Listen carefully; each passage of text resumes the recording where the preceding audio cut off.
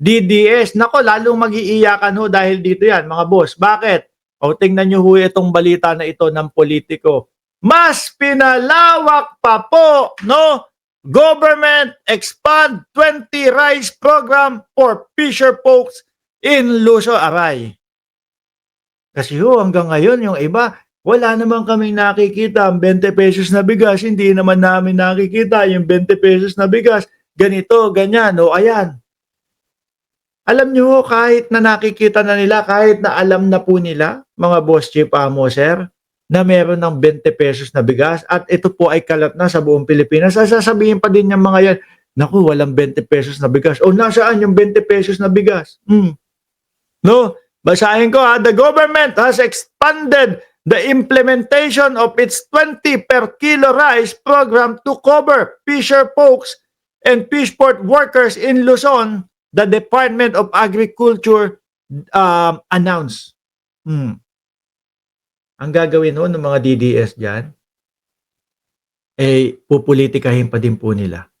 Mga boss, naku, wala namang 20 pesos na bigas eh. Pero makikita nyo, sila yung mga nangunguna na pumila para doon sa 20 pesos na bigas na yun. No?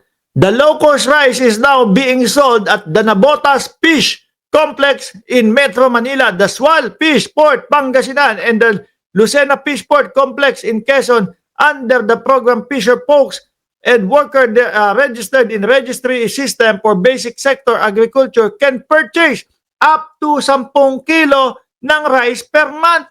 Oh, 10 kilo. 10 kilo.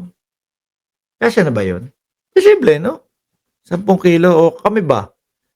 Dalawa kami. Hindi, baka posible. No, hindi. Ako ho, bili lang ako ng bili eh. Yung misis ko ang sasabihin bili. Hindi ko naman nakukwenta kung ilang, yung 25 kilos eh ilang buwan sa amin tumatagal ng anak ko. Kasi yung misis ko, hindi nagkakanin. Ano yung kinakain niya? Yung mga quinoa. No, kasi diet daw. Quinoa. Yung mga ganon. Asa na? Beneficiaries must present their RSBSA or Fisher's Identification Card or show a valid QR code downloaded from the Department of Agriculture Registration System to avail the subsidy. Mark, dapat bilisan, arestuhin ang mga korap. Baka tumakbo sa ibang bansa ang mga yan. Totoo ho yan. No?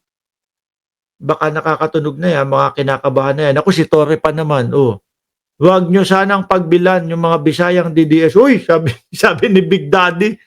No? The Department of Agriculture also said that starting September 16, jeepney drivers will be included among those eligible for the program first launch in May. The 20 per kilo rice initiative initially catered only to solo parents, senior citizen, 4-piece beneficiary, and person with disability.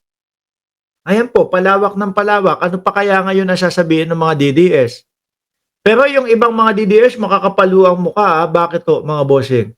No, kahit alam na nila na talagang kalat na yung 20 pesos na bigas, pilit na lang sasabihin na, naku, wala talagang 20 pesos na bigas. Ganun. No? Yung tipo bang, pakialam ko sa inyo, basta gusto ko sabihin, wala ng 20 pesos na bigas, kahit meron pa. Ganon ang ugali ng mga DDS. Sabi ni Sir Archie Beroya, sila nga, nauunang bumili ng 20 pesos na bigas. Gusto ko nga makatikim, wala dito sa lugar ko. Mas nauuna pa sa malalayo. Basmati rice, kinakain ng mga DDS, pero isang... Sabi ko, aba, mahal yung mga kinakain. Sabi ni Romel Snoop, yung pala isang butil lang daw. Ano isang ganun? Total naman daw, sabi ni Sara Duterte na ating vice-presidente, ang isang kutsara ng basmati rice, ang katumbas daw po, 3 kutsara ng regular na pagkain, na regular na kanin natin. O baka kaya ganun. Equivalent yun ng 3 butil ng bigas natin. No? Kaya isang butil lang. Tapos sabihan, may banta sa buhay kasi nakabasa sila ng isang comment, ng isang galit na netizen. Anyway, mga boss, chief, sir, ako'y magpapaalam na po, gaya nga po ng sinabi ko sa inyo, 4:00 ng madaling araw ang aking, unang trabaho, ano po. 'Wag niyo pong kalimutan na mag-subscribe, mag-like, mag-share dito po sa ating, live stream. Muli po, maraming salamat and God bless po sa ating